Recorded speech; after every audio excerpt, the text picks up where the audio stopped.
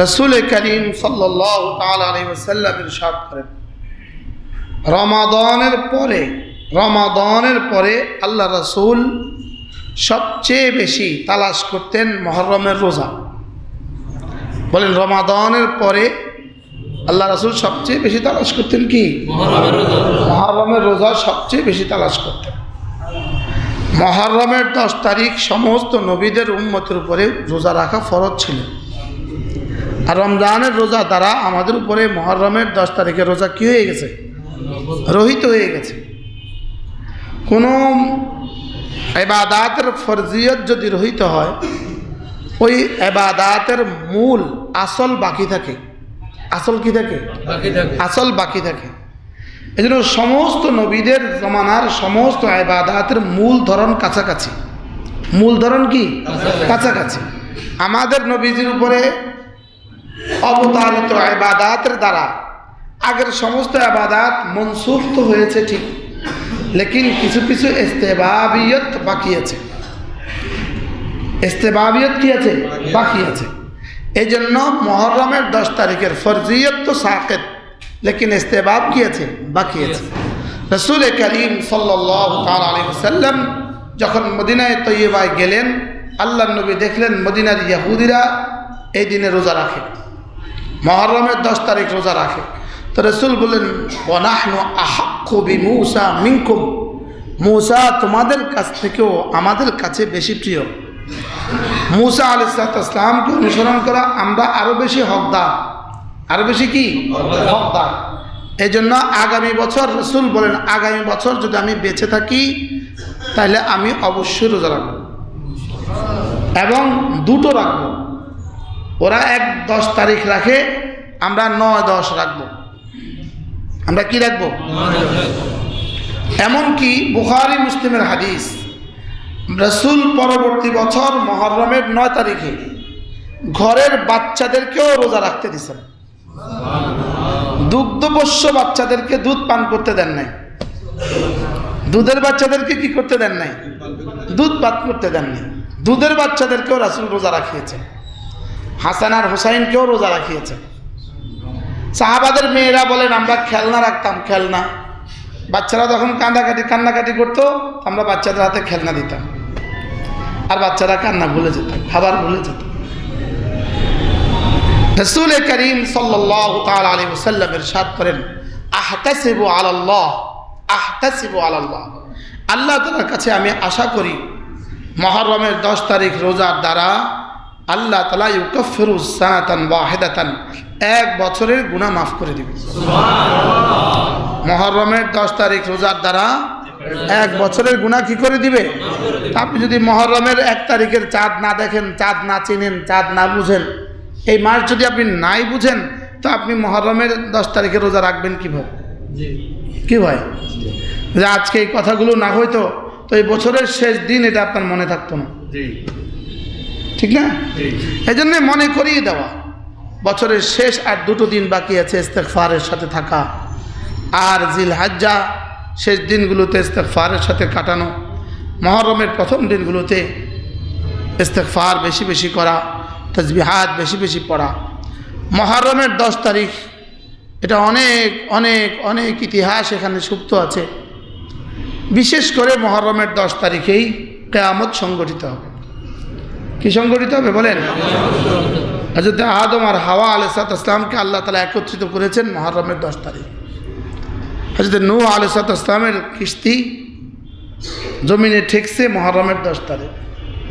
সমস্ত নবীদের ওয়াকিয়াতগুলো মুহররমের 10 তারিখের সাথে সম্পৃক্ত। এই জন্য মুহররমের 10 তারিখে অবশ্যই আমরা রোজা রাখবো ইনশাআল্লাহ। 9-10 কয় দিন? 2 দিন। 9 তারিখ অথবা 9 তারিখ রোজা রাখলে 10 তারিখ ছুটবে না। 9 তারিখ রোজা রাখলে 10 তারিখ আর ছুটবে না। এই জন্য রাসূল এই কথাও বলেন, আমি 9 তারিখে রাখবো কেন? যেন 10 তারিখ ছুটে না যায়। 9 তারিখে ইহতিমাম করলে আর 10 তারিখ ছুটবে? এই জন্য 9 তারিখ আর 10 তারিখ আমরা ইনশাআল্লাহ রোজা রাখার চেষ্টা করব। আল্লাহ তাআলা আমাদেরকে তৌফিক দান। এই দিনগুলো বেশি বেশি ইস্তেগফার করা, বেশি বেশি তাসবিহাত পড়া, লাতাইফুল মারিফ আল্লামা ইবনে রাজব হাম্বলি রাহমাহুল্লাহ শুধু এই মাসের ফজিলতের উপরে অনেক পৃষ্ঠা লিখছেন, 40-50 পৃষ্ঠা লিখছেন। আমি এগুলো পড়ে আসছিলাম আপনাদেরকে বলার জন্য। তিনি এক হাদিস নকল করেছেন আজীব। বলেন যে অসংখ্য মনীষীদের বুজুর্গদের কাউল নকল করেছেন যে মুহররমের 10 তারিখে সমস্ত জানোয়ারও রোজা রাখে। সমস্ত জানোয়ারও কি রাখে? তিনি এক কথা নকল করেন যে এক বুজুর্গ ছিলেন, উনি প্রতিদিন কি করতেন, ঘরের আশেপাশে পিপিলিকাগুলোকে খাবার দিতেন। পিঁপড়াগুলোকে কি দিতেন? খাবার দিতেন। সৌদি আরবে, মদিনা শরীফে, মক্কা যেমন মানুষ কবুতরকে খাবার দেয়, দেয় না? এবার আমাদের সাথে এক সফর সঙ্গী, উনি বাংলাদেশ থেকে যাওয়ার সময় গম নিয়ে গেছে। কি নিয়ে গেছে? তাই আমি বললাম এটা কি লেগে আনলেন? কবুতরের খাবারের জন্য। তো মক্কায় কিছু দিছে, আরও কিছু মদিনায় নিয়ে গেছে। তো মদিনায় নিয়ে আবার এগুলো ছিটিয়ে দিছে, বলে এগুলো নিয়ে আসছে। তো বলে যে মুহররমের 10 তারিখে পিপিলিকাকে যখন খাবার দিল, তো দেখলো যে কোনো পিপিলিকা খাবার খায় না। কি বিষয়টা কি?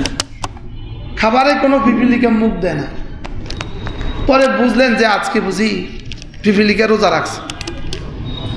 পরে দেখে যে ইফতারের সময় সারি সারি পিপিলিকা এসে খাবার শুরু করছে। রেওয়ায়াত দুর্বল, ঘটনা দুর্বল, ঘটনা কি দাঈফ। এই জন্য এই দিনে আমরা ইনশাআল্লাহ রোজার ইহতিমাম করবো ইনশাআল্লাহ। নিয়ত পাক্কা ইনশাআল্লাহ। আল্লাহ তৌফিক দান। যারা হজ করেন নাই, হজের নিয়ত করেন। সেক্রেটারি সাহেব আসছে মনে হয়, আমাদের সেক্রেটারি সাহেব আসছেন। যারা হজ করেন নাই তারা কি করেন? হজের নিয়ত করেন। হজ মূলত এই ইবাদত বার্ধক্যের সাথে সম্পর্কিত নয়। হজ ইবাদতটা বুড়োদের উপরে ফরজ, বিষয়টা এমন নয়। বলেন কি বলছি? বলেন কি বলছি? হজ আর 60-এর আগে হজ করা যাবে না এরকম কোনো সিদ্ধান্ত নাই। হজ মূলত মালের সাথে সম্পর্কিত ইবাদত এবং আল্লাহ তাআলার মহাব্বতের সাথে সম্পর্কিত ইবাদত। আর আমার মনে হয় কোনো দুশ্মন, কোনো হুকুমত এই সিদ্ধান্ত নিছে কিনা যে কোনো বুড়ো যদি আর হজে আসে তাকে আর ফেরত দিবে না। বুঝেন না? বুড়ো হজে গেলে আর তাকে বাংলাদেশে আর দেশে বিদেশে তার নিজ দেশে আর ফেরত দিবে না, এই সিদ্ধান্ত নিছে কিনা। এজন্য অধিকাংশ বুড়ো এবার হজে রয়ে গেছে, চোখের সামনে পড়ে গেছে, চোখের সামনে পড়ে গেছে, দেখতে দেখতে মরে গেছে। অসংখ্য মানুষ ইন্তেকাল হয়ে গেছে। আল্লাহ তাদেরকে শাহাদাতের মওত নসিব করেন। এজন্য প্রত্যেকেই নওজওয়ানরা নিয়ত করেন, হজের নিয়ত করেন ইনশাআল্লাহ। 40-এর আগে হজ করবেন, নিয়ত করেন ইনশাআল্লাহ। 40-এর যারা আগে চাকরির পরে কিছু টাকা একসাথে পেতেন, এরপরে হজের নিয়ত করবেন। যারা এই আশায় বসে আছেন, জানা নাই পেনশনের সিদ্ধান্ত কি হয়, কি পেনশনের সিদ্ধান্ত কি হয়, এই জন্য তারা আর হজের রিটায়ারমেন্টের পরে আর হজের চিন্তা না করে নগদ হজের চিন্তা করে ফেলেন। যারা অপেক্ষায় আছেন রিটায়ারমেন্টের পরে কি যাবেন, তো আপনাদের ওই টাকাও আর আপনাদেরকে ফেরত দেওয়ার চিন্তা নাই। এটার মধ্যে কিছুটা কি হবে, কিছুটা নিয়ম অনিয়ম হবে, কিছুটা আসতেছে আপনাদের। কারণ টাকাটা তো সব বিদেশে গেছে গাই। ব্যাংকের মতো 100 প্রশাসক রেডি হয়ে গেলে আপনাদের টাকা আর বাংলাদেশে থাকবে না। হ্যাঁ না করলেও হ্যাঁ, আপনার ঠিক না বললেও ঠিক, ঠিক কি ঠিক না বললেও ঠিক, আপনি যদি কেউ ঠিক না বলেন তারপরেও ঠিক। অতএব আপনাদের টাকা বিদেশে চলে যাবে। পৃথিবীর কোনো পুলিশ প্রধান নাই, পৃথিবীর কোনো রাষ্ট্রের পুলিশ প্রধান নাই যিনি ভিন দেশে বাড়ি বানায়। কি হ্যাঁ, আর আমাদের ওনারা ভিন দেশে শত শত বাড়ি বানালেও ওনারা দুর্নীতিবাজ হয় না, দুর্নীতিবাজ হয় এদেশের ইমামরা, খতিবরা, এদেশের মুস্তাকুন নবীরা। কি হয়? তিনি বলতেন এভাবে, আমার অবাক লাগে ওরা যখন বড় বড় স্টেজে বসে, বড় বড় চেয়ারে বসে ওয়াজ করে, ওদের পেছনে আরেকজন পাখা করে, এগুলো দেখে আমার অবাক লাগে। আমি তখন বলছিলাম, জি সাহেব, ইনশাআল্লাহ সেদিনও আসবে যেদিন আপনিও পিছে দাঁড়িয়ে দাঁড়িয়ে পাখা করবেন। কি ভাই, বাকি ওনারা ভেগে গেছে। আর যাদেরকে দুর্নীতির অপবাদ দেওয়া হয়েছে তারা এদেশে জুমার নামাজ পড়ায় আর এদেশে ঈদের নামাজ পড়ায়। কি বলেন? অর্থাৎ ঈদের নামাজ আর জুমার নামাজ এর জন্য বলছি, এরা এদেশে সবার সাথে মিশে আছে, এরা এদেশের জনগণের সাথে কি আছে বলে মিশে আছে। আর ওনারা রাতের অন্ধকারে পালিয়ে গেছেন। এই জন্য রিটায়ারমেন্টের পরে হজে যাবেন, এই চিন্তা চেতনা বাদ দেন। এই চিন্তা চেতনা কি দেন? বাদ দেন। নিয়ত করেন ইনশাআল্লাহ, হজের নিয়ত করেন পাক্কা, যে যত দ্রুত সম্ভব হজ করে নেবেন ইনশাআল্লাহ। আল্লাহ তাআলা তৌফিক দান করেন। দ্রুত নওজোয়ান অবস্থায় হজ করা উচিত। হ্যাঁ, বুড়ো দ্বিতীয়বার হজ করারও চিন্তা করবেন না, বুড়ো আর কেউ হজ যাওয়ার নিয়ত করবেন না। এটা এত কষ্ট, এত কষ্ট, এখানে বুড়ো আর গেলে ফিরে আসে কিনা সন্দেহ আছে।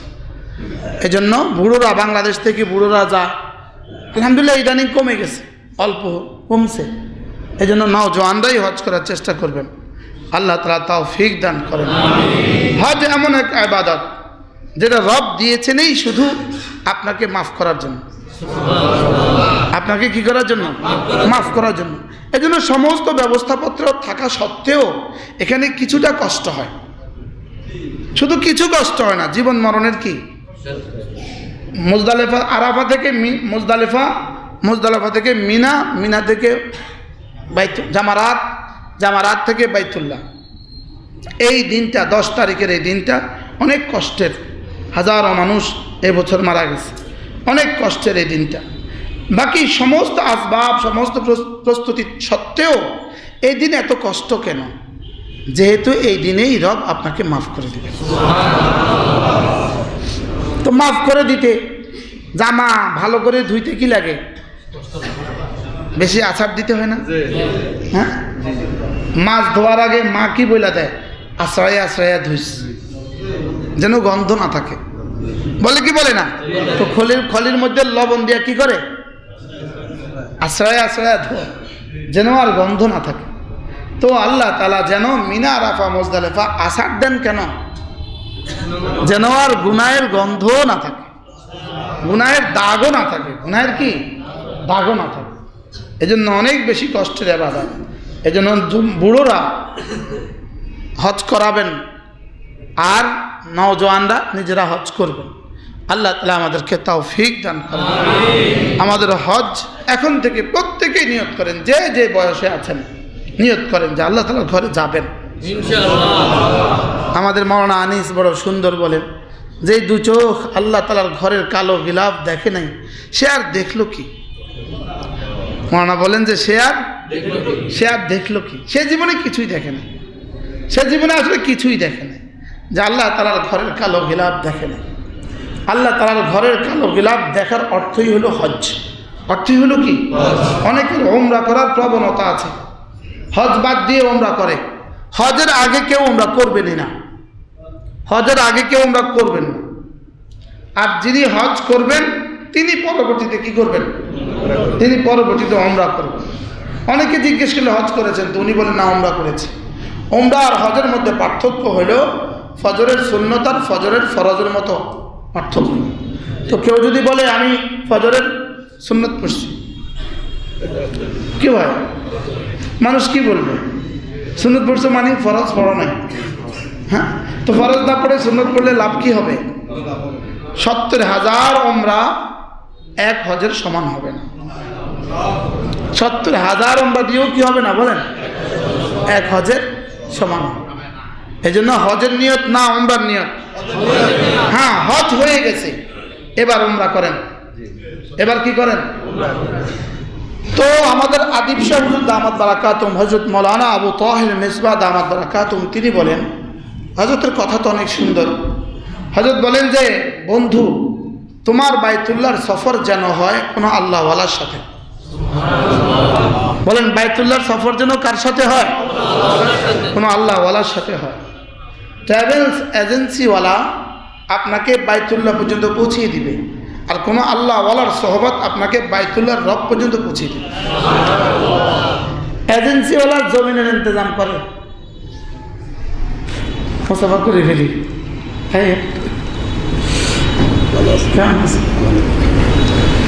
এজেন্সিওয়ালা জমিনের ট্রাভেলিংয়ের ইন্তজাম করে, আর কোনো আল্লাহওয়ালা আর শাহজিমে মালিকের সাথে ট্রাভেলিংয়ের ইন্তজাম করে। এই জন্য হজ শুধুই ট্রাভেল চালার সাথে হবে না, কোনো আল্লাহওয়ালার সাথে হবে। হজ হওয়া চাই কোনো আল্লাহওয়ালার সাথে, যিনি আমাকে রব পর্যন্ত পৌঁছাবার রাস্তা বলে দিবেন। আপনি গাড়ি চলেন তো চিনেন না, রাস্তাও মানুষ নাই, তো বাচ্চা থাকলে বাচ্চাকেও জিজ্ঞেস করে, হয় কি হয় না বলে, নারীকেও তো জিজ্ঞেস করে, কোনো পাগলি থাকলে পাগলিকে জিজ্ঞেস করে। রাস্তায় কেউ নাই, পাগলি আছে একটা, আমি অমুক জায়গায় যাব, বলেন কোন দিকে, ওই দিকে যান। একবার শাহরস্তে আমরা মাহফিলে যাচ্ছিলাম, বৃষ্টি হচ্ছিল, রাস্তায় কেউ নাই, শুধু একটা পাগলি ভিজে ভিজে যায়। আমরা মাহফিল চিনি না, তো ওই পাগলিকে জিজ্ঞেস করছি একটা ওয়াজ হইতেছে কোন দিকে, আপনারা তো আগে চলে আসছেন, পেছনে যান পেছনে যান। আমরা গাড়ি আবার পেছনে গেছি। কি ভাই, তো রাস্তা না চিনলে পাগলিকেও জিজ্ঞেস করতে হবে। আল্লাহ তাআলা বলেন ফাসআলু আহলায যিকরি ইন কুনতুম লা তা'লামুন। যদি আল্লাহ তাআলা পর্যন্ত পৌঁছার রাস্তা তুমি না চিনো, তো কোনো জিকিরওয়ালাকে জিজ্ঞেস করো। এখানে আহলা যিকরে মানে আহলাল কিতাব, কোনো কোরআনওয়ালাকে জিজ্ঞেস করো। কোনো কোরআনওয়ালাকে কি করো? তাহলে সফর দুই সফর, একটা স্থলভাগের সফর, জমিনের সফর, আর একটা ঊর্ধ্বাকাশের সফর। আমাদের সফর কিন্তু দুটাই চলতেছে একাধারে। এই মুহূর্তে আপনি কিন্তু বসে আছেন, আমি কিন্তু বসে আছি, আমি ওয়াজ করছি, আপনি ওয়াজ শুনছেন, লেকিন আমাদের রুহের সফর বসে নাই। রুহ কিন্তু কি নাই বলেন? আপনি ঘুমাচ্ছেন, রুহ কিন্তু বসে নাই।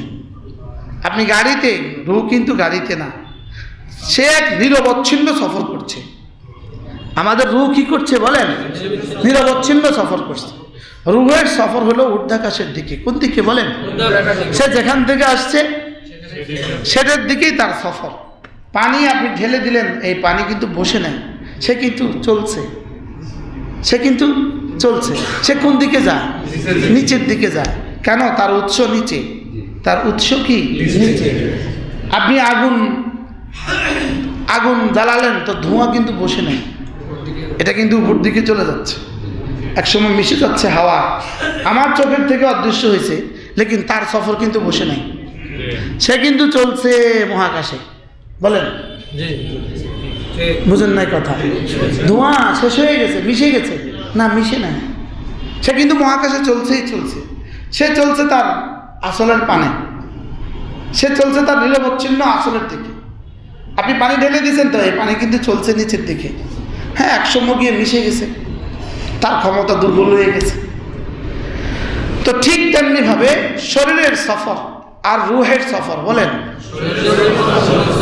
প্রতিনিয়ত শরীরের সফর কবরের দিকে, আর প্রতিনিয়ত রুহের সফর রব্বে কারীমের দিকে। না হয় গত বছরের তুলনায় এবছর আমি আর একটু দুর্বল হলাম কেন? তো আপনি কি এক বছরের পরে হঠাৎ করে দুর্বল হয়ে গেছেন? না, প্রতি সেকেন্ডেই আপনার শরীর আপনাকে দুর্বল করে দিচ্ছে। আপনি বুঝেন আর না বুঝেন, আপনার চোখের গতি, আপনার কান, আপনার জবান প্রতিনিয়তই আপনাকে কবরের দিকে নিয়ে যাচ্ছে। এই জন্য আমাদের হারুন সাহেব হুজুর দাওয়াত বারাকাতুহ, আল্লাহ হুজুর হায়াতের মধ্যে বরকত দান করেন। হুজুর বলেন যে মানুষ যখন বুড়ো হয়, যত বুড়ো হয় আবার ছোট হয়। 6 ফুটের মানুষটা এখন 5 ফুট হয়ে গেছে। বাস্তব না বাস্তব? তাগড়া লম্বা মানুষটা ছোট হয়ে গেছে। বলে সে ছোট হইতেছে কেন? সে আবার কবরের দিকেই ফিরে যাচ্ছে। আবার কবরের দিকে কি? হুজুর বলেন যে বাচ্চা আদর করার সময় মানুষ বাচ্চা কোলে নেয় না? তো বাচ্চা কোলে নিয়ে মানুষ কি বলে? চাচ্চু চাচ্চু। বাচ্চাকে উপরের দিকে দেয় না নিচের দিকে দেয়? কেউ এভাবে আদর করে চাচ্চু চাচ্চু, মাথার নিচের দিকে দিয়ে কেউ আদর করে? কোন দিকে দিয়ে আদর করে? উপরের দিকে দিয়ে আদর করে। এটা হলো কুল্লু শাইইন কুল্লু মাউলুদিন ইউলাদু আলাল ফিতরা। মানুষ ফিতরাতের উপরে জন্ম হয়েছে, এটা স্বভাবজাত। নিচের দিকে দিয়ে আদর করে না, উপরের দিকে দিয়ে আদর করে। কেন উপরের দিকে দিয়ে আদর করে? বলে তুমি আসছো উপর থেকে, আবার ফিরে যাবা উপর। কি ভাই বলে আমরা উপর থেকে আসছি না নিচ থেকে আসছি? আসলে মূল আসছি আমরা উপর থেকে। আমাদের মূল বাড়ি হলো আরশে আজিম। কি আরশে আজিম আমাদের মূল বাড়ি না, জান্নাত আমাদের মূল বাড়ি। আমাদের জান্নাত আমাদের কি বাড়ি? মূল বাড়ি। এই জন্য প্রতিদিনই কিন্তু আপনার রূহ আরশে আজিমের নিচে গিয়া হাজিরা দেয়। প্রতিদিন বেঈমানেরটাও হাজিরা দেয়, বেঈমানেরটাও। বুখারী মুসলিমের হাদিস, রাসূল করিম সাল্লাল্লাহু তাআলা আলাইহি ওয়াসাল্লাম ইরশাদ করেন, মানুষ যখন ঘুমায় তার রূহ গিয়া আরশে আজিমে সেজদায় পড়ে যায়। কি হয়? তাহলে বোঝা গেছে প্রতিদিন যায় আর আসে, প্রতিদিন যায় আর আসে। তো এরপরে আল্লাহ তাআলা যাকে অনুমতি দেন সে আবার ফিরে আসে, আর যাকে অনুমতি দেন না সে আর ফিরে না। ঘুমন্ত অবস্থায় মারা গেছে এরকম মানুষ আছে না নাই? বলে অসংখ্য মানুষ, আর ফিরে না। আর যাকে অনুমতি দেয় ঠিক প্রতিদিন সূর্য আর আরশে নিচে গিয়ে সেজদা দেয়, রাত্রিবেলা সেজদা দেয়। এই হাদিস বিজ্ঞানের আলোকে বোঝা অসম্ভব। এটা মুতাশাবিহাতের অন্তর্ভুক্ত। প্রতিদিন সূর্য আর চন্দ্র গিয়ে আরশে নিচে গিয়ে সেজদা দেয়। সেজদায় গিয়ে আল্লাহ তাআলার কাছে অনুমতি চায়, আল্লাহ আমি কি আবার উঠব? তো যেদিন অনুমতি দেন সেদিন উঠবে, আর যেদিন অনুমতি দিবেন না সেদিন আর উঠবে না। যেদিন অনুমতি দেন না সেদিন আর উঠবে না। এই জন্য মিনহা খালাকনাকুম ওয়া ফিহা নুঈদুকুম ওয়া মিনহা নুখরিজুকুম তারাতান উখরা। আল্লাহ তাআলা যাকে যেই মাটি থেকে বানিয়েছেন তাকে তার অস্তিত্বের সাথে ওই মাটির কিয়দংশ আল্লাহ তাআলা মিশিয়ে দেন। এটা তিনটা তরজমা। একটা তরজমা হলো আদম আলাইহিস সালামকেই মাটি থেকে বানিয়েছেন, ওই অংশ বিশেষ আল্লাহ তাআলা আমাদের মধ্যেই শেষ পর্যন্ত কি করেছেন? বিস্তৃত করে দিয়েছেন, সারায়াত করেছেন। হযরত আদমকে যেই মাটি থেকে বানিয়েছেন সেই মাটিরই ক্রিয়াদংশ আল্লাহ তাআলা আমি পর্যন্ত পৌঁছিয়ে দিয়েছেন। এ হলো কি তরজমা? এক তরজমা। আর দ্বিতীয় তরজমা হলো আমাদেরকে নুতফা থেকে বানিয়েছেন, নুতফা মাটি থেকে বানিয়েছেন, বীর্য থেকে বানিয়েছেন, বীর্য মাটি থেকে বানিয়েছেন। এ হলো দ্বিতীয় তরজমা। আর তৃতীয় তরজমা হলো আল্লাহ তাআলা মানুষ যখন পেটে ধারণ করে, যেদিন প্রথম গর্ভধারণ করে, সেদিন রব্বে করিম যেই মাটি থেকে আল্লাহ তাআলা তাকে বানাবেন সেই মাটির ক্রিয়দংশ জিবরিলকে বলেন, জিবরিল ওখান থেকে একটু মাটি নাও, নিয়ে ওর নুতফার সাথে মিশিয়ে দাও। কি হয়? সম্ভব না অসম্ভব? পসিবল না ইম্পসিবল? সম্ভব না? বুঝি এটাও সম্ভব। হ্যাঁ, এটাও সম্ভব। এটাও কি সম্ভব। এবার যেই মাটি, যেখানকার মাটি থেকে আল্লাহ তাআলা তাকে বানিয়েছেন ওই মাটিতেই তার দাফনের ব্যবস্থা হবে। ওই মাটিতেই তার কি? এটাকে বলছে মিনহা খালাকনাকুম ওয়া ফিহা নুঈদুকুম, ওয়া মিনহা নুখরিজুকুম তারাতান উখরা। যেখান থেকে বানিয়েছি সেখানেই তোমাকে আবার ফিরিয়ে দিব, আবার সেখান থেকে তোমাকে আমি আবার দ্বিতীয়বার কি করব? পুনরায় আবার তোমাকে জাগ্রত করব। মিনহা খালাকনাকুম ওয়া ফিহা নুঈদুকুম ওয়া মিনহা নুখরিজুকুম, এখান থেকে আবার তোমাকে বের করব। তাইলে কোন প্রসঙ্গ ছিল জানি কথা?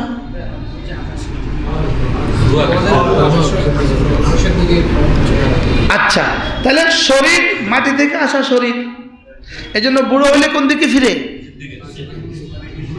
নিচের দিকে নেমে যায়। আর রূহ কোত্থেকে আসা? এই জন্য রূহ প্রতিদিন কোথায় যায়? রূহ প্রতিদিন উপরের দিকে যায়। এই জন্য মানব দেহ রূহ আর শরীরের সমন্বয়। রূহ আর শরীরের কি সমন্বয়। কেউ যদি রূহের যত্ন না নেয়, তাহলে শরীরের যত্ন নিতে আমরা কি পরিমাণ যত্ন নেই। আর রূহের যত্নের জন্যই রব্বে কারীম এই কিতাব দিয়েছেন। শরীরের যত্নের জন্য এত বাজার, এত কিছু। রূহের যত্নের জন্য এই জুমার জামাত, কি হয়? শরীরের যত্নের জন্য এত কিছু। এই রূহের যত্নের জন্য, শরীরের যত্নের জন্য এত দেশ, এত বিদেশ। রূহের যত্নের জন্যই হলো হজ। রূহের যত্নের জন্যই কি এই জিকির ও আজকার, এগুলো সব হলো রূহের যত্নের জন্য। 5 ওয়াক্ত নামাজ রূহের কি? রূহের যত্নের জন্য। রূহ আর শরীর এই দুয়ের সমন্বয়ে মানুষ। রূহ আর শরীর দুয়ের সমন্বয়ে কি? তাহলে শরীর কোত্থেকে? মাটি থেকে। ফিরে যাবে কোথায়? এটা কি বিজ্ঞান অস্বীকার করে না স্বীকার করে? তো বিজ্ঞান এদুর এক আয়াতের প্রিয় ধ্বংস এতটুকু স্বীকার করলে পরবর্তীটা স্বীকার করতে অসুবিধা কোথায়? অমিনহা নুখরিজুকুম বলতে অসুবিধা কোথায়? কি হয়?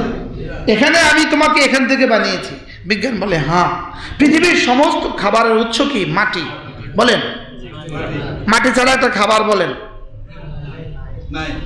হ্যাঁ, মাটি আর পানি ছাড়া কোনো খাবার বলেন?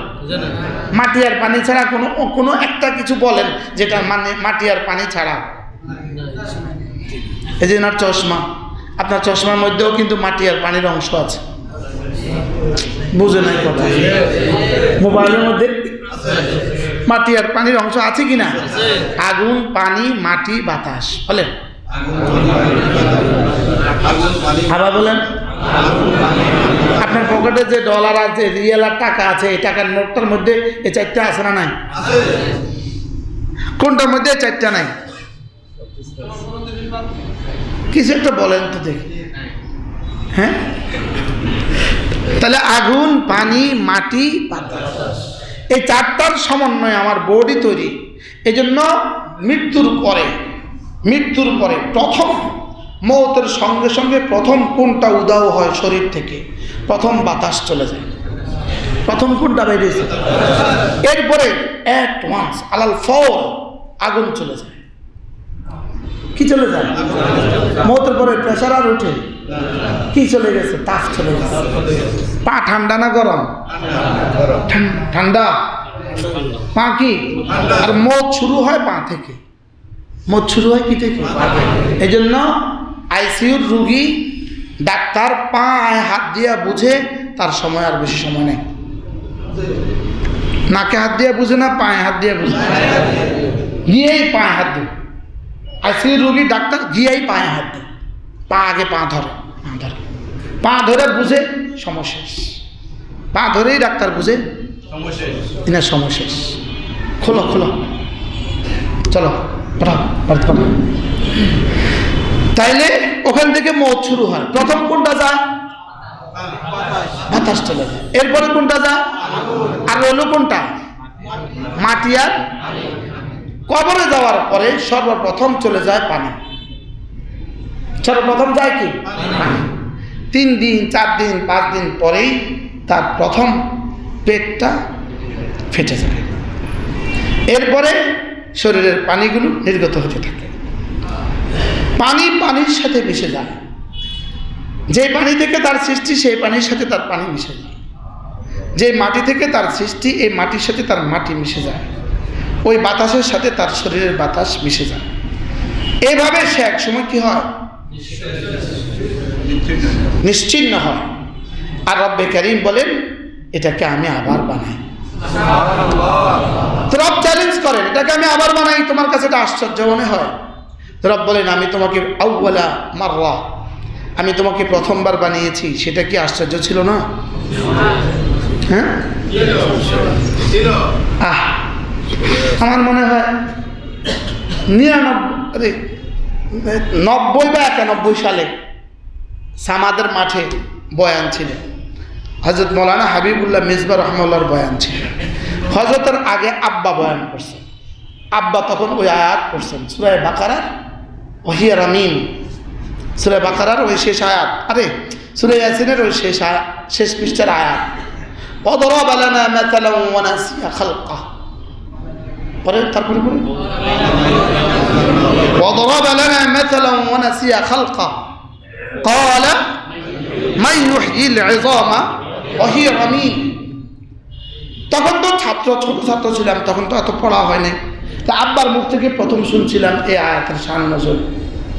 উকবা বিন আবি মুঈত, মক্কার এক কাফের, সে রাসূলকে গিয়ে বলল একটা হাড্ডি দুরিদা বলিদা একদম চূর্ণ বিচূর্ণ একটা ওটের হাড্ডি নিয়ে আসে রাসূলের সামনে এটাকে এভাবে করছিল, আর ওটা ঝরে ঝরে পড়ে যাচ্ছিল। এটাকে বলে রামিম, চূর্ণ বিচূর্ণ হাড্ডি, পুরাতন হাড্ডি। এবার সে কি বলল, মুহাম্মদ তোমার রব কি এটাকেও আবার জীবিত করবে? ওয়াদরাবা লানা মাসালা, সে আমার সামনে উদাহরণ পেশ করছে। আর কি বলে, মান ইউহয়িল ইযামা ওয়া হিয়া রামিম, এই হাড্ডিকে কে আবার জাগাবে, কে আবার উঠাবে, এটাকে কে আবার জীবিত করবে, এটা দিয়ে সে উদাহরণ পেশ করে। নিজেকে হাড্ডি দিয়ে রাসূলের সামনে কি পেশ করছে? উদাহরণ পেশ করছে, এটাকে আবার কিভাবে জীবিত করবে। তা আল্লাহ তাআলা চ্যালেঞ্জ ছুড়ে দিলেন, আল্লাযী আনশাআহা আউওয়ালা মাররা, যিনি এটাকে প্রথম বানিয়েছেন তিনি এটাকে আবার বানাবেন। কি ভাই, ওয়াহিয়া রামিম, তারপরে কি, কুল ইউহয়িহা আল্লাযী আনশাআহা আউওয়ালা মাররা ওয়া হুয়া বিকুল্লি খালকিন আলীম। রব্বুল আলামিন বলেন, আপনি তাকে বলে দেন, এই কম বক্তের মুখ বরাবর আপনি বলে দেন এটাকে তিনি আবার বানাবেন যিনি প্রথমবার বানিয়েছেন। হুয়া বিকুল্লি খালকিন আলীম, আর তিনি জানেন প্রথমবার যাকে বানিয়েছেন এটা এখন কোথায় কোথায় বিস্তৃত হয়ে গেছে, এটা তিনি সব জানেন। তিনি কি ওই কবরস্থানে একটা সুপারি গাছ লাগিয়েছেন, সুপারি গাছ ওই কবরস্থানের পানি চুষছে। এবার উঠতে উঠতে ওই কবরস্থানে আপনার কলিজার পানিটা ওই সুপারি গাছের সাথে উঠে গেছে, ওইটার কলিজার পানিটা সুপারিতে ঢুকে গেছে। এবার আরেকজনে ইটালিতে বসে এই সুপারি খেয়ে ফেলছে। সম্ভব না অসম্ভব? না, অসম্ভব। হ্যাঁ, তাহলে আপনার টুমসরের সুপারি গেল কোথায়? এবার খাইছে কই? এবার আরেকজনের কলিজার পানি গেল কই? এটা কেমনে তুলবে? এটা আনবে কেমনে? রব বলেন, প্রথমবার যেভাবে আনছিলাম এটা এভাবে নিয়ে আসবো। এটাকেই হযরত ইব্রাহিম আলাইহিস সালাম কি বলছিলেন, কাইফা তুহয়িল মাউতা, আল্লাহ আপনি কেমনে তুলবেন, আপনি আবার কেমনে উঠাবেন, আল্লাহ বলবেন আওয়ালাম তুমিন, তোমার বিশ্বাস হয় না? আল্লাহ বিশ্বাস তো হয়, লিয়াতমাইন্না কলবি, আল্লাহ শুধুই যেন আরেকটু নিশ্চিত হয়ে যায়, আমার কলিজা যেন আরেকটু কি হয়ে যায়। আল্লাহ বিশ্বাস তো আছে, লেকিন আমি যেন আরেকটু মুতমাইন হয়ে যাই, আমি আরেকটু নিশ্চিত হয়ে যাই। তা আল্লাহ তাআলা বললেন, যাও যাও, 4টা পাখি নাও, একটা কবুতর নাও, একটা মুরগি নাও, একটা ময়ূর নাও, একটা কাক নাও, যাও এই 4টা পাখি নাও। আর বাতা তুয়ুর, 4টা পাখি নাও। আচ্ছা আল্লাহ পাখি নিছি, জবে করছি, মাথাটাকে রেখে দাও, মাথাটা তোমার হাতে রেখে দাও, মাথাটা কি রেখে দাও? হাতে রেখে দাও। এবার মাথাটা এভাবে রাখো, ওয়াহিদ ইতনা তালা ধারবা, 4টা মাথা তোমার সামনে রাখো। বাকিগুলোকে কিমা করো, বাকিগুলোকে কি করো? কিমা করো। এবার 4টা একসাথে মিশাও, ইখতিলাত করো, মিলাও, এমনভাবে মিলাবা আর যেন পৃথিবীর কেউ এর গোশত চিহ্নিত করতে না পারে, এমনভাবে মিলাও। আল্লাহ মিলিয়েছি, যাও এটা 4 পাহাড়ে রেখে দাও। কি 4 কিলো 4 পাহাড়ে রেখে দাও, 4টা পাহাড়ের মধ্যে কিছু অংশ রেখে দাও। এবার ডাক দাও, মুরগি, এবার ডাক দাও কবুতর। বাহ, ডাক দিতে দেরি, যে এটা যেখানে আছে এখান থেকে এসে একত্রিত হয়ে মুরগি তৈরি হয়ে তার গর্দানের সাথে মিশে কুকুর কি ভাই লিয়াতমাইন্না কলবি বলে শুধুই আমার ইতমিনানে কলবের জন্য, তো আল্লাহ তাআলা এই প্রমাণটা দিয়ে দিছে। হযরত উযাইর আলাইহিস সালাম কোন জনপদের সামনে দিয়ে যাচ্ছিলেন, ওই জনপদের ধ্বংসস্তূপ পড়ে আছে, সব ধ্বংস হয়ে গেছে তুফানে। হযরত উযাইর আলাইহিস সালাম একবার বলে উঠলেন, আল্লাহ এটাকে কেমনে জিন্দা করব? আল্লাহ কাছে হযরত উযাইর আলাইহিস সালাম ছিলেন গাধার মধ্যে ছিলেন, সাথে একটা পুটলি ব্যাগ ছিল, রুটি ছিল, শসা ছিল, একটু খাবার ছিল, আর গাধা ছিল।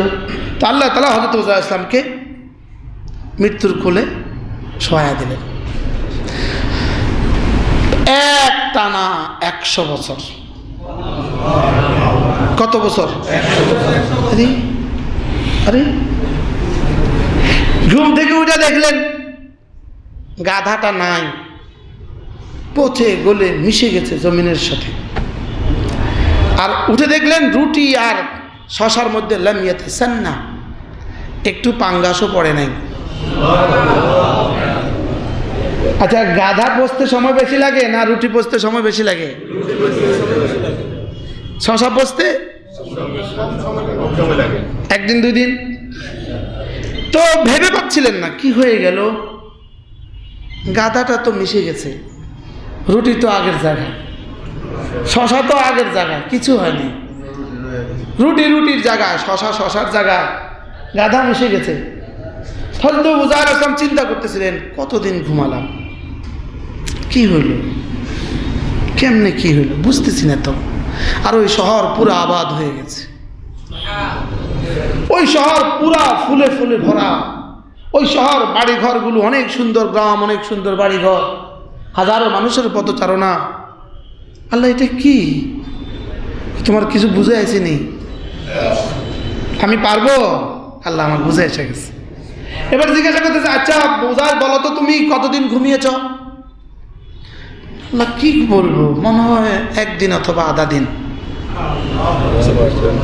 ইয়াওমান আও বা'দা ইয়াওম, 1 দিন অথবা আধা দিন ঘুমিয়েছি। অর্ধেক দিন, মানুষ কি 24 ঘন্টা ঘুমাইতে পারে? আল্লাহ মনে হয় অল্প সময় আমি ঘুমিয়েছি। তা আল্লাহ তাআলা বলেন, বাল লাবিস্তা মিআতা আম, তুমি 100 বছর ঘুমিয়েছ। কত বছর? 100 বছর। সুবহানাল্লাহ। এই মানুষ, এই কথাগুলোকেও কিছু মানুষ মনে করে কল্পনা,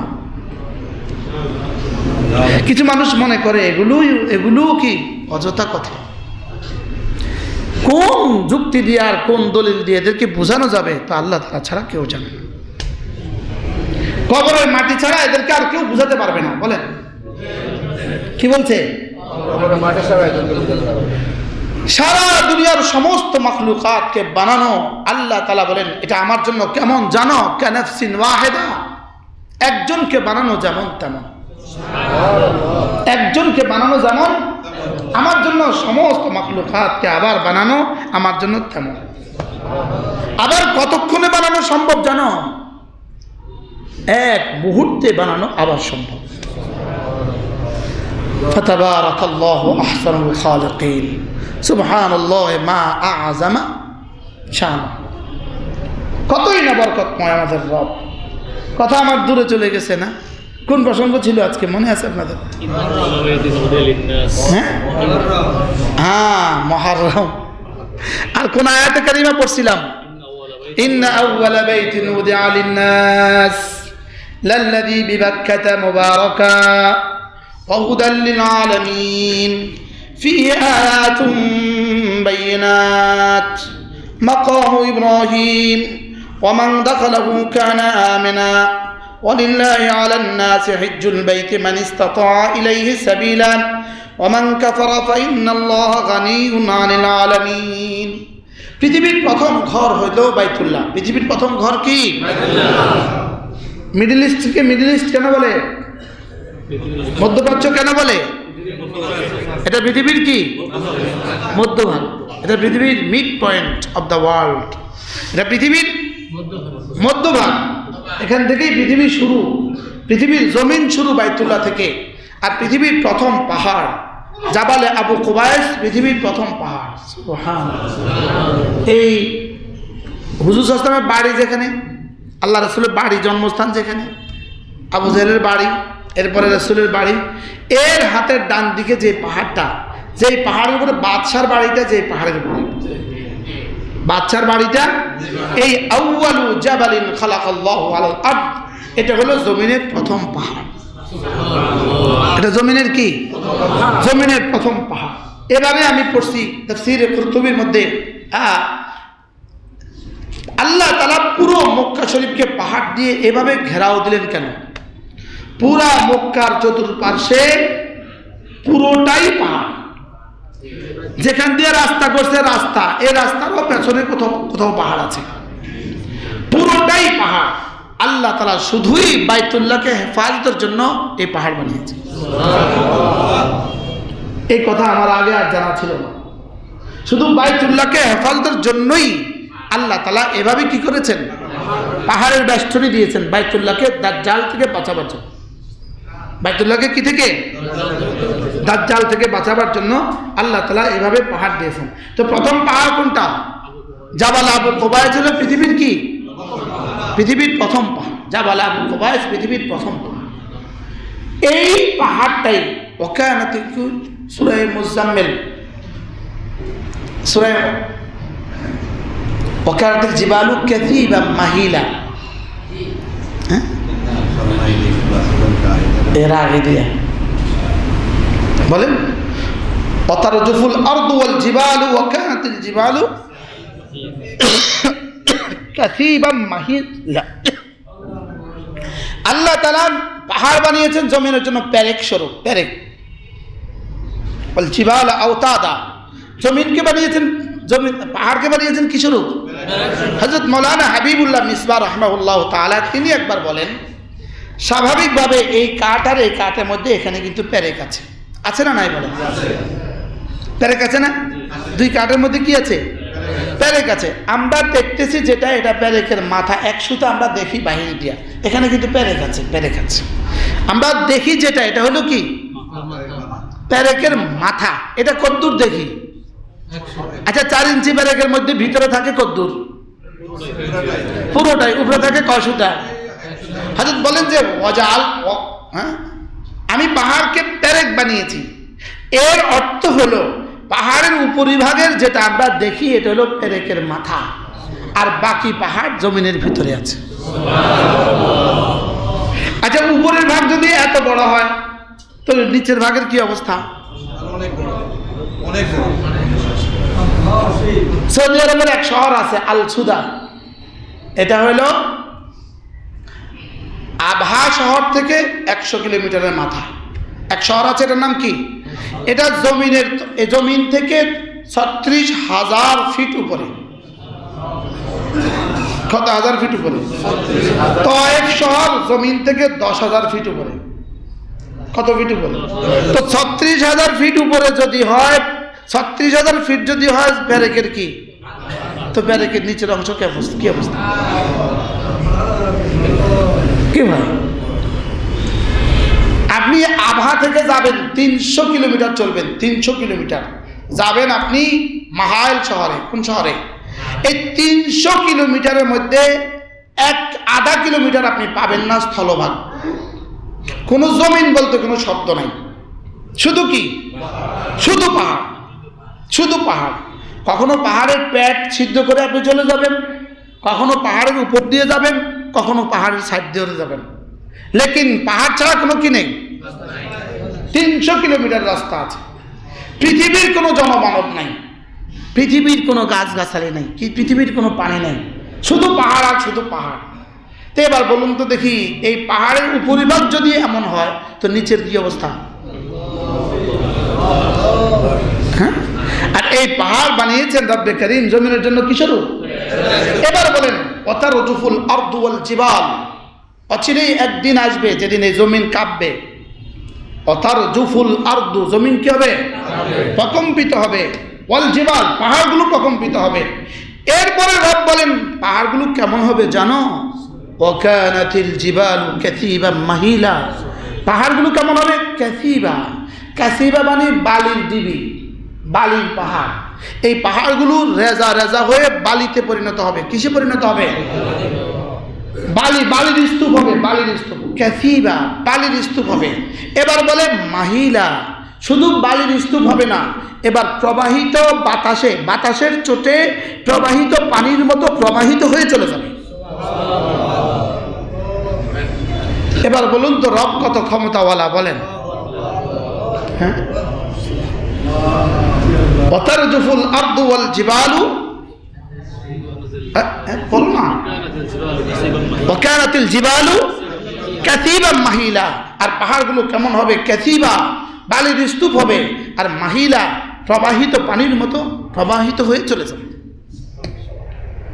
আল্লাহু আকবার। তাহলে পৃথিবীতে প্রথম ঘর কোনটা? বাইতুল্লাহর জমিন পৃথিবীতে কি? আমাদের টুমচর হুজুর একবার টুমচরের এক মেয়ে বিয়ে দিছে পেয়ারাপুরের দিকে। হুজুর গেছেন, হুজুর তো সবসময় সামাজিক কাজে সবসময় থাকেন, হুজুরও বিয়েতে গেছে। ওখানে ঝগড়া লাগছে, টুমচরের কাউকে ওই গ্রামের কেউ চরুয়া বলছে। কি বলছে? এই চরুয়া, তোরা চরাত না। দুই দলে ঝগড়া লাগছে, ঝগড়া থামে না, হাতাহাতি মারামারি। পরে হুজুর বলছে কি হয়েছে? হুজুর আমগরে চরুয়া কইছে। আমগরে কি কইছে? হুজুর বলছে বসেন বসেন বসেন বসেন বসেন বসেন। হুজুর বলতেছে ইন্না আউওয়ালা বাইতিন লাল্লাযী বিবাক্কাতা উদিআ লিন-নাস লাল্লাযী বিবাক্কাতা মুবারাকা। আপনারা টুমচরওয়ালাদেরকে চরুয়া বলছেন, আপনারা শহরে ওরা চরুয়া। আসলে টুমচরওয়ালারাও চরুয়া, আপনারাও চরুয়া। বাকি পার্থক্য হচ্ছে আমরা নতুন চর, আমরা টুমচরওয়ালারা আমরা নতুন চর, আপনারা পেয়ারাপুরওয়ালারা পুরান চর। আপনার লক্ষ্মীপুরওয়ালা হলেন পুরান চর, বুঝেন না কথা। বেগমগঞ্জওয়ালারা আরো পুরান চর, কুমিল্লাওয়ালারা আরো পুরান চর, ঢাকাওয়ালারা চর চর, ঠিক আছে। মক্কাই তো চর, মক্কাই তো কি? তো সারা পৃথিবী ছিল পানি, প্রথম চর কোনটা? এই জন্য এটার নাম ছিল বাক্কা। এটার নাম ছিল কি? বাক্কা। বাক্কা মানে প্রথম চর। নদীতে যখন চর উঠে ধরেই 10 কিলো হয় না, আগে একটা ছোট্ট একটু উঠে, এটার সাথে সংযুক্ত হইতে হইতে বড় হয়ে যায়, প্রতিদিন বড় হতে থাকে। তো প্রথম যেটা উঠে এটার নাম কি বলে? এটার নাম হলো বাক্কা। তাহলে আপনারাও চরুয়া, আমরাও চরুয়া। বাকি পার্থক্য কি? আপনার পুরাতন চরুয়া, আমার নতুন চরুয়া। আপনার নতুন চরে, আপনার পুরাতন চরে, আপনার পুরাতন চরের বাসিন্দা। এই জন্য বেশি কিছু করিয়েন না, আমরা টুমচরিয়া করিয়েন না। বাবা আল্লাহ তাআলা বলেন ইন্না আউওয়ালা বাইতিন লাল্লাযী বিবাক্কাতা, ইন্না আউওয়ালা বাইতিন উদিআ লিন-নাস লাল্লাযী বিবাক্কাতা মুবারাকান ওয়া হুদাল লিল আলামিন। রব্বুল আলামিন বলেন পৃথিবীতে প্রথম ঘর হলো বাইতুল্লাহ। হলো পৃথিবীতে কি প্রথম ঘর। এটাকে আমি বানিয়েছি মক্কা শহরে, বাক্কা শহরে। বাক্কা, এটার নাম কি? বাক্কা। মক্কা কথাটা কোরআনে কারিমে সরাসরি আসে নাই, লেকিন মদিনা শব্দটা কোরআনে কারিমে 5 বার আসছে। কয়বার আসছে? 5 বার আসছে। ইয়াসরিব শব্দটা 1 বার আসছে। মাসর, মিশর, মাস শব্দটা কোরআনে কারিমে 5 বার আসছে। কতবার? 5 বার আসছে। তো আল্লাহ তাআলা এই শহরকে বানিয়েছেন। বলেন কেন বানিয়েছি? এটা কি জানো? এটা মুবারাকা, এটা না বরকতে বরকতে পরিপূর্ণ। এটা বরকতে বরকতে কি পরিপূর্ণ। আর কি এটা? ওয়াহুদাল লিল আলামিন। আর এটা সারা পৃথিবীর সমস্ত মানুষের জন্য হেদায়েত। যেই হজে যাবে হেদায়েতের নিয়তে, বলেন হজে যাবে কিসের নিয়তে? হেদায়েতের নিয়তে। তো আল্লাহ তাআলা এই ঘর তাকে হেদায়েত দিয়ে দিবে। আল্লাহ তাআলা তাকে কি দিয়ে দিবে? বলেন তাকে হেদায়েত দিয়ে দিবে। আর যে হেদায়েতের নিয়তে যায় না, তো সে যেভাবে যায় সেভাবে ফিরে আসে। তাহলে হজ করবে কোন আশা, কোন নিয়তে? 1 নম্বর হজ করবে হেদায়েতের নিয়তে। আমি আল্লাহর ঘরে যাচ্ছি হেদায়েতের নিয়তে। তা আল্লাহ তাআলা তাকে এই ঘর বানিয়েছেনই আল্লাহ তাআলা কেন? হেদায়েত দেওয়ার জন্যই আল্লাহ তাআলা কি বানিয়েছেন? এই ঘর বানিয়েছেন। প্রত্যেকেই নিয়ত করেন যে ইনশাআল্লাহ আমরা হজে যাব। রিটায়ারমেন্টের পরে যাবেন না এখন যাবেন? এখন থেকে ফিকির শুরু করে দেন ইনশাআল্লাহ। এই কথা আমি আপনাদেরকে বারবার বলছি। আমি যদি আপনার ঘরে এখন যেতে চাই, বলেন নামাজের পরে আপনার ঘরে খাবো, তো কে কে নিবেন না বলেন? সবাই কি বলবেন? জি অবশ্যই, জি হুজুর আসেন, অবশ্যই আসেন। তো আপনার ঘরে আমি যেতে চাইলে যদি আপনি নিতে তৈরি হন, তো রবের ঘরে আপনি যেতে চাইলে রব কেন নিবেন না? কি হয়? তাহলে বোঝা গেছে চাওয়ার মধ্যে দুর্বলতা আছে। চাওয়ার মধ্যে কি আছে? যদি কেউ চাওয়ার মতো চায় তো আল্লাহ তাআলা তাকে নিবেন ইনশাআল্লাহ। বলেন ইনশাআল্লাহ। এজন্য প্রত্যেকে হজের নিয়ত পাক্কা তো ইনশাআল্লাহ। আল্লাহ আমাদের প্রত্যেককে সুস্থ সবল অবস্থায় হজ করার তৌফিক দান করেন। প্রত্যেকেই সঞ্চয় শুরু করে দেন, নিবন্ধন শুরু করে দেন, নিবন্ধন করেন, এরপরে বিসমিল্লাহ পড়ি প্রস্তুতি দিতে থাকেন। আল্লাহ তাআলা আমাদেরকে হজ করার তৌফিক দান করেন। আর হজ করবেন তো কোনো আল্লাহওয়ালার সাথে হজ করবেন ইনশাআল্লাহ। কি বলছি? শুধু ব্যাপারী সাহেবের সাথে হজ করবেন না। কি বলছি? হ্যাঁ, শুধু ব্যাপারী সাহেবের সাথে কি করবেন না? ব্যাপারী সাহেব কি করবেন? আপনাকে নিয়ে মক্কা রাখবেন। মক্কা এক হোটেলে আপনাকে নিয়ে রাখছে 7 দিন 8 দিন। এই কয়দিন আপনি নামাজ হারামে পড়লেন, এরপরে বুদ্ধি করে আপনাকে মদিনায় নিয়ে যাবেন। মদিনা থেকে আয়না আপনাকে মক্কা থেকে 4-5 কিলোমিটার দূরে রাখবেন। আপনি হারামে আর নামাজ পড়তে পারলেন না। আমার বুঝেই ধরে না, 1 ওয়াক্ত নামাজের দাম 1 লক্ষ ওয়াক্ত। কত ওয়াক্ত? কিন্তু আপনি শুধুই 50,000 টাকা অথবা 1 লক্ষ টাকা কম দিয়া, মুলামুলি করে কম দিয়া, আপনি পুরো সফরে হারাম থেকে নামাজ থেকে বঞ্চিত হয়ে গেলেন। বুঝে আসছেনি কথা? হজে যাবেন, প্রথম জিজ্ঞেস করবেন আমার হোটেল বাইতুল্লাহ থেকে কত দূরে, এটা বলেন। বুঝলেন? বলবে বাইতুল্লাহ থেকে 50 গজ দূরে। এবার জিজ্ঞেস করবেন এখানে কতদিন রাখবেন। বুঝলেন? তো বলবে 8 দিন রাখবো। এরপরে কোথায় নেবেন? এরপরে মদিনায় নিয়ে যাবেন। এরপরে কোথায় নেবেন? এরপরে আজিজিয়াত রাখবো। আপনি বলবেন আমি আপনার সাথে যাব না। হাও কনা নাও কনা। আমি বুঝাতে পারছি আপনাকে? কি লেগে? আপনি আর হারামে নামাজ পড়তে পারবেন না। না, সুযোগ নেই। আপনি হারামে আর নামাজ পড়তে পারবেন না। বেঁচে গেল আপনার 1 লাখ টাকা, লেকিন আপনি বঞ্চিত হয়ে গেলেন প্রতি বেলা নামাজ 1 লক্ষ ওয়াক্ত থেকে। তো হিসাব নিকাশ কি করলেন? এই বেটা কিন্তু শেষে তেনা তুনা কিনা কিন্তু 2 লাখ টাকা বাজার করছে। বুঝলেন না?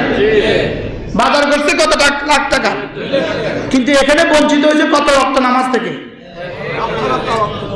15 থেকে 20 দিন সে আর হারামে নামাজ পড়তে পারে না। এই দুঃখটা আমি মক্কা শরীফের থেকেই নিয়ত করে আসছি। এবার বাংলাদেশে মুসলমানদেরকে এই কথাগুলো বলে দিব। কি আপনারা নামাজ আল্লাহ বাইতুল্লাহ কেন বানিয়েছেন? হয়তো ইব্রাহিমকে বাইতুল্লাহ বানিয়ে আল্লাহ বলছেন কেন বানিয়েছি বাইতুল্লাহ জানো? রব্বানা লিয়ুকিমুস সালাহ। কেন বানিয়েছি? শুধুই নামাজের জন্য আমি বাইতুল্লাহ বানিয়েছি। আর আপনাকে একটা কৌশল দিছে, কৌশল হিকমত দিছে। আপনি মুলায়া 8 লাখের 6 লাখে আনছেন, 7 লাখের 6 লাখে আনছেন। এবার আপনার হোটেল কোথায়? আজিজিয়া শরীফে। মক্কা শরীফে হোটেল না, আজিজিয়া শরীফ। এটা আরেকটা শহরের নাম। আজিজিয়া শরীফে আপনার হোটেল। বাস আপনার হারাম থেকে নামাজ গেল, তাওয়াফ গেল, সব গেল। কি বলছি? তাহলে আপনি প্রথম বলবেন যে আমি মক্কা শরীফের পাশে থাকতে চাই, আমি আমার 40 দিন দোনো হারামে নামাজ পড়তে চাই। মনে থাকবে তো ইনশাআল্লাহ? মুলাইবেন নেই, যত মুলাইবেন তত বাড়ি দূরে হবে, মনে রেখেন।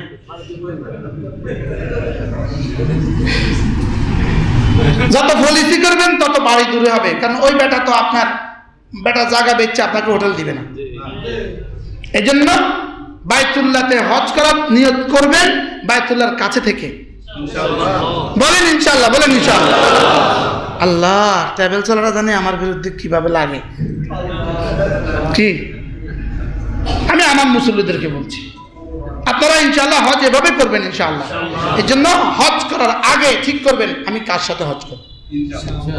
যে মুআল্লিম নিজে বাইতুল্লাহতে গিয়ে নামাজ পড়ে না, সে আপনাকে কোথায় গিয়ে নামাজ পড়াবে? এরকম মুআল্লিম আসেনি? চেয়ারম্যান সাহেব এরকম মুআল্লিম আসেনি? আজীব বিষয়। কি মনে করছে এটাকে? আমার বুঝে ধরে না, এটা কি সফর? চেন বাইতুল্লাহতে নামাজ পড়ে না। মুআল্লিমুল হুজ্জাজের মধ্যে মুফতি সাঈদ আহমদ রাহমাহুল্লাহ লিখছেন, কোন মানুষ যদি 30 দিন আল্লাহর ঘরে নামাজ পড়ে, কতদিন? বাংলাদেশে থাইকা, ইন্ডিয়া পাকিস্তান থাইকা আর আমেরিকা থাইকা 950 বছর হায়াত পেয়ে নামাজ পড়লে যে পরিমাণ নেকি হবে, এই পরিমাণ নেকি হবে। আলহামদুলিল্লাহ আমি এবার 30 দিন পড়ছি, আলহামদুলিল্লাহ বলেন। আরো মজার খবর হলো আমার কাফেলার একজন হাজির তাকবীরুল্লাহ ছুটে নাই, একদিনও ছুটে নাই, না ছুটতে পারবে না, এটা তাকবীরুল্লাহ ছুটতে পারবে না। আল্লাহ তাআলা যেন আমাদেরকে এইভাবে হজ করার তৌফিক দান করেন। তাহলে হজ করতে যাবেন কি টাকা কমায়া? ব্যাপার হিসাবের সাথে বলেন, ওই ঘরের মালিকের কোনো বন্ধুর সাথে হজে যাবেন। বলেন কি বলছিলেন? ঘরের মালিকের কোনো বন্ধুর সাথে কি? আপনি চেয়ারম্যান সাহেব বাসা যাবেন তো কার সাথে যান? চেয়ারম্যান সাহেবের কোনো বন্ধুর সাথে যান। এমপি সাহেব বাসা যাবেন তো কার সাথে যান? তা আল্লাহর ঘরে যাবেন তো কার সাথে যাবেন? কোন আল্লাহ ওয়ালাদের সাথে, কোনো ভালো আলেমের সাথে, কোনো ভালো আলেমের সাথে কি, যিনি আমাকে বাইতুল্লাহতে নামাজ পড়াবার সুযোগ দিবেন, তার সাথে হবে। আল্লাহ তাআলা মেহেরবানি করে আমাদেরকে কবুল করেন। এই মুহূর্তে আপনারা যারা আছেন, আল্লাহ আপনাদের সকলকে বারবার হজ্জে মাবরুর নসিব করেন। আল্লাহ আমাদের সকলকে মাফ করে দেন। আমাদের ইমাম সাহেব তো এখনো সফরে আছে, আমাদের তারেক সাহেব এখনো হজে আছে, সফরে আছে। আল্লাহ তাআলা তাকে অসুস্থতার সাথে নিয়ে আসেন।